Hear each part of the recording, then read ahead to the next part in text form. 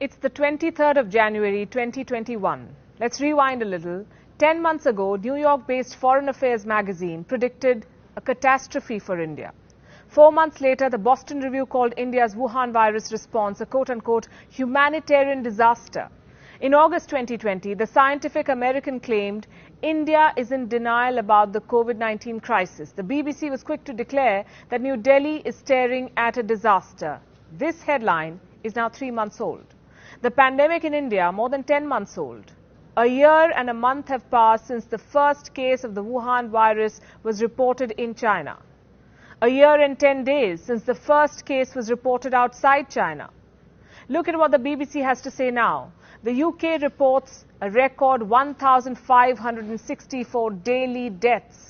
A further 1,564 people have died in the UK within 28 days of a positive COVID test, the biggest figure reported in a single day since the pandemic began. The CNN reports that UK hospitals look like a war zone. And just so that you know, hospitals in the US are not keeping too well either. Over 24 million people have been affected in the United States so far. That's more than 25% of the global case load. Hospitalizations are up in Hawaii, Kansas, New Jersey, Kentucky, Pennsylvania, Vermont and Maine. California is the new hotspot. And the West as a whole is all over the place. India, on the other hand, appears to have got a grip on the Wuhan virus pandemic. Cases have fallen to the lowest since June 2020. So much for the doomsday predictions. As we speak, India is also driving the world's largest vaccination program. 1.3 billion people are slated to be immunized. 1.04 million people have been vaccinated as of the 22nd of January.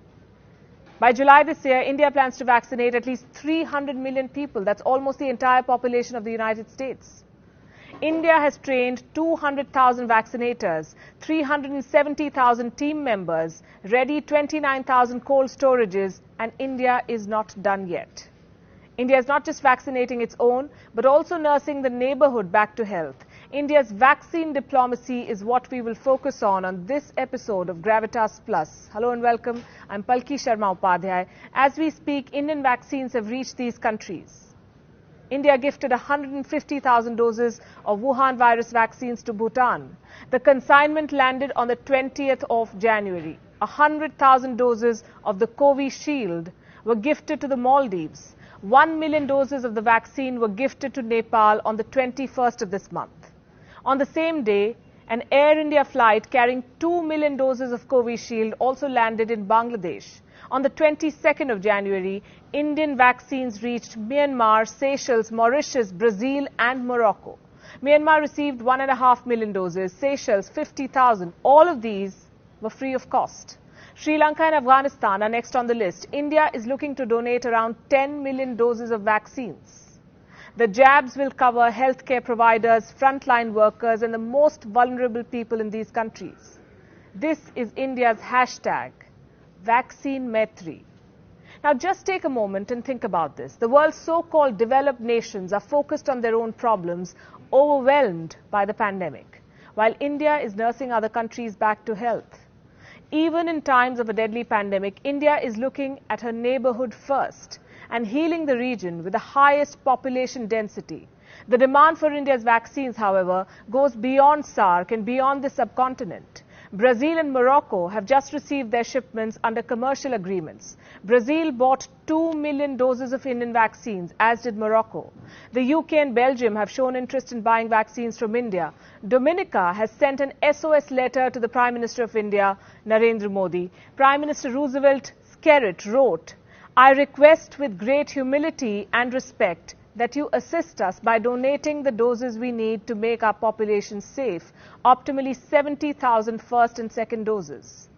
Other developing nations like South Africa, Kenya and Nigeria are looking forward to Indian vaccines, as are many West Asian countries, including Saudi Arabia and the United Arab Emirates. Why is the world interested in Indian vaccines? A, they're cost effective and B, they're safe. The Moderna vaccine, for example, is expected to cost around $30, Sputnik V around $10. Now compare this to Covishield from India, approximately $6. Did you know India is home to the largest number of US FDA-approved vaccine manufacturing plants? Indian firms have a reputation for top-notch standards. if you watch WION, you would know this by now. India is known as the world's pharmacy. Vaccine developers from around the world have been tying up with Indian plants since the beginning of the pandemic. These are some of India's renowned vaccine manufacturers. India's pharma sector caters to 50% of the global vaccine demand, 40% of the generic demand in the United States, and 25% of all medicines in the UK. Indian drugs are exported to more than 170 countries globally. India is also home to the world's largest vaccine manufacturer, the Serum Institute of India. It produces 1.5 billion doses of vaccines every year. The UK's GlaxoSmithKline, in comparison, manufactures 0.69 billion doses. Sanofi from France manufactures 1 billion doses. America's Merck and Johnson & Johnson produce less than 0.2 billion doses every year. The Serum Institute of India is currently manufacturing the Oxford-AstraZeneca Covishield vaccine. It will also supply 200 million doses of vaccines to the COVAX alliance to distribute vaccines to poorer countries. India is ensuring equitable distribution of vaccines. As India's Prime Minister said, India is ready to save humanity with 2 made-in-India vaccines. India's vaccine diplomacy, on the other hand, will generate goodwill with the world. Bill Gates recently posted this. It's great to see India's leadership in scientific innovation and vaccine manufacturing capability as the world works to end the COVID-19 pandemic. Even WHO Chief Dr. Tedros heaped praise on India. Let me quote, "India continues to take decisive action and demonstrate its resolve to end COVID-19 pandemic as the world's largest vaccine producer. It's well placed to do so." It looks like the praise did not go down too well with China. One day after Dr. Tedros' testimony, China's mouthpiece, the Global Times, published this article. Don't go by the headline, read the text below. India hopes to counter the international influence of Chinese vaccines, even if China has always set its own pace and has no intention of competing. You see, China has a limitless checkbook. India has a robust infrastructure for vaccine manufacturing. While China tries to buy support, India is enhancing its global influence by extending support. China wreaked havoc in Nepal. India is healing Nepal. China debt-trapped Sri Lanka. India is trying to free Colombo from the clutches of the pandemic. China lied to Bangladesh about 110,000 doses of free vaccines. India sent 2 million doses of vaccine to Dhaka for free and without any clauses attached. China haunted the Maldives with repayment notices in the middle of the pandemic. India, on the other hand, is helping the country kickstart its tourism-driven economy by vaccinating the population. It is the first country to offer free vaccines to multiple nations. China had promised free vaccines to Myanmar, Cambodia and the Philippines. Last we checked, it remains just a promise.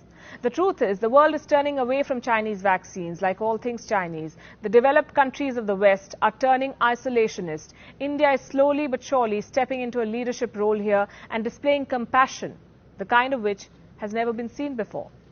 Look at what Bhutan's Prime Minister, Dr. Lote Tshering, had to say. It is of unimaginable value when precious commodities are shared even before meeting your own needs, as opposed to giving out only after you have enough. Maldivian President Ibrahim Soli called India's vaccine consignment the most generous gift. Nepal's Prime Minister KP Sharma Oli posted this. He said Nepal appreciates the gesture from a friendly neighbor. Bangladesh's Prime Minister Sheikh Hasina has also thanked India's Prime Minister Narendra Modi. Without India, there won't be enough vaccines to save the world. This is from the director of the London School of Hygiene and Tropical Medicine. He said this as early as July. While the world blocked export of essential medicines, India supplied hydroxychloroquine, HCQ, remdesivir and paracetamol tablets. New Delhi also exported diagnostic kits, ventilators, masks, gloves and other medical supplies. India provided training to its neighborhood, and now India is saving the world with its vaccine. Because here is one thing that India believes in. Vasudhaiv Kutumbakam, as we say. The world is one family. Gravitas Plus, co-presented by Skoda. Simply clever.